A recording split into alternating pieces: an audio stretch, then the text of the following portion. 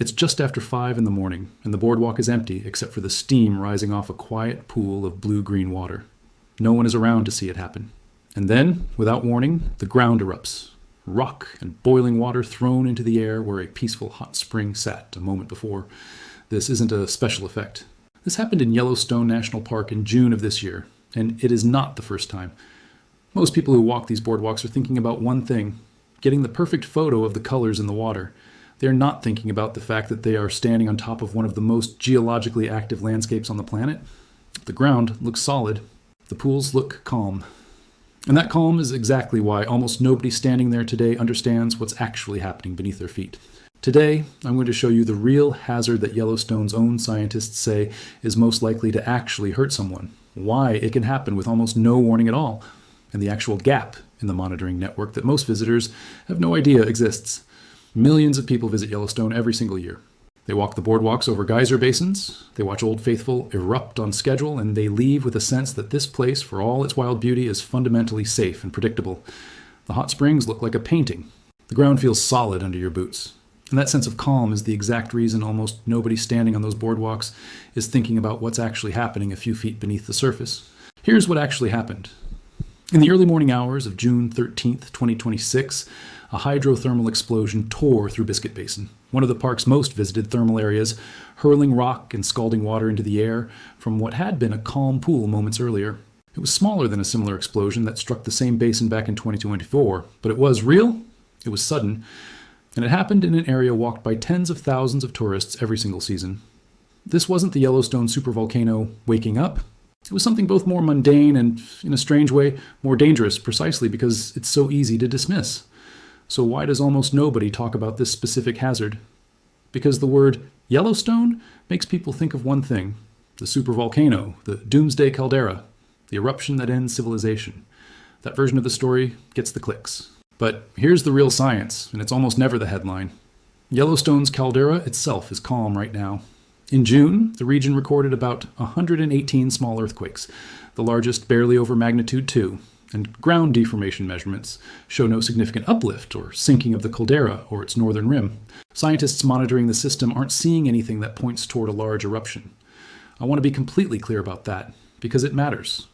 The supervolcano is not the thing you need to worry about walking those boardwalks. The real, raw science is this. Hydrothermal explosions are officially recognized by the scientists who monitor Yellowstone as one of the hazards most likely to actually injure or kill someone in the park, and their frequency is genuinely poorly understood. These explosions happen when shallow pockets of superheated water flash instantly into steam, blasting apart rock, mud, and boiling water with essentially no long-term warning. Unlike a volcanic eruption, which often builds over weeks or months of measurable unrest, a hydrothermal explosion can happen from a calm pool in a matter of seconds. And here's the overlooked data almost no visitor ever hears. The monitoring station nearest to that June explosion, in Biscuit Basin, was only installed in the summer of 2025, less than a year before the ground actually blew. It happened to be close enough to that station that scientists believe it may have captured genuine seismic and infrasound signals from the event for the first time in the history of monitoring this kind of hazard. That's not a reassurance. That's an admission that, until extremely recently, we simply didn't have the instrumentation in place to understand these explosions as they happen.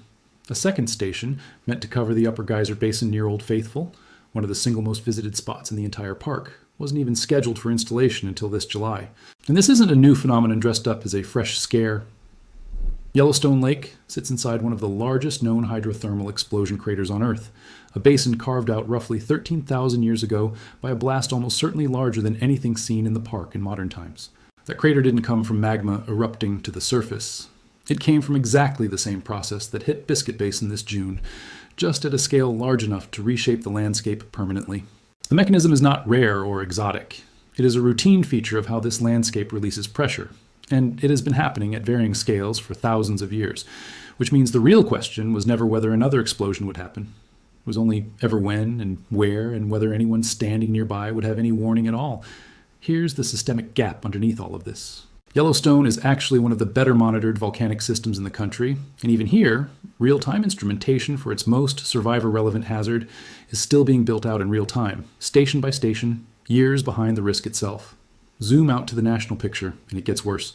The official responsible for the USGS Volcano Hazards Program has stated plainly that the agency is only somewhere between 30 and 40% of the way to having what it considers an ideal monitoring network across the nation's most dangerous volcanoes. Many volcanoes rated as high or very high risk are covered by nothing more than a handful of scattered aging seismic instruments, too sparse to catch the subtle tremors that typically mark the earliest stages of unrest. Some have no ground-based monitoring at all. This isn't a secret. It's published, it's on the record, and it's simply never funded at the pace the actual risk deserves. This is not a substitute for your local authorities.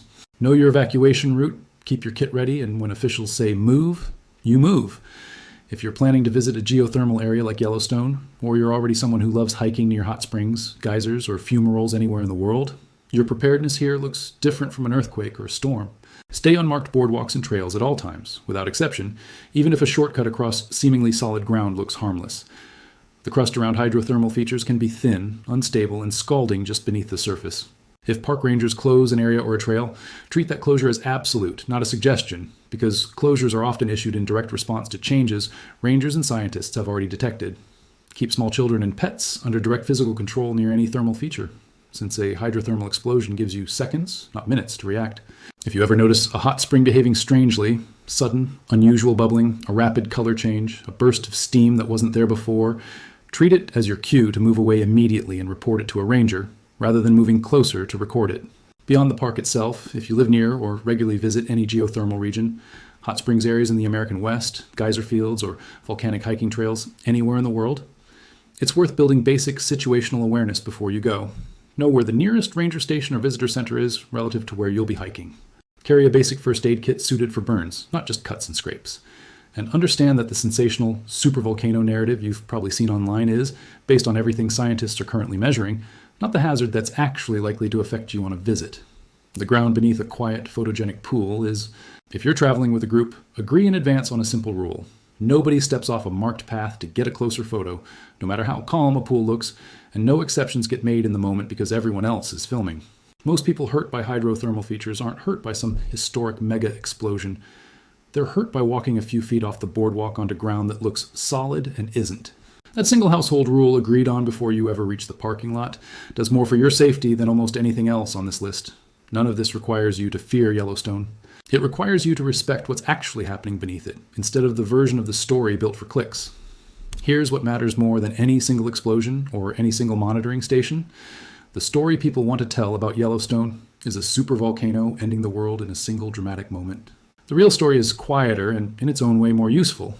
A landscape that vents its pressure constantly in small, sudden, localized bursts, in a place visited by millions of people who've been trained by pop culture to watch for the wrong kind of danger entirely. Scientists have spent years pushing to close the exact monitoring gap that let this June explosion happen essentially unrecorded in real time, until a station happened to be installed nearby the year before. That gap is closing, slowly, station by station, but it is not closed yet, here or at dozens of other volcanic systems across the country. Understanding that gap doesn't require you to panic every time you see a photo of a hot spring. It requires you to treat the boardwalk under your feet with the same respect you'd give a marked trail on the edge of a cliff. Beautiful, real, and entirely unforgiving if you stop paying attention to it. The next time you see a video of a Yellowstone hot spring, colors glowing, tourists snapping photos at the edge of the boardwalk, you'll know the truth that most of them don't. The ground isn't calm, it's simply patient. And the people who understand that difference are the ones who walk away from that boardwalk exactly as safely as they walked onto it.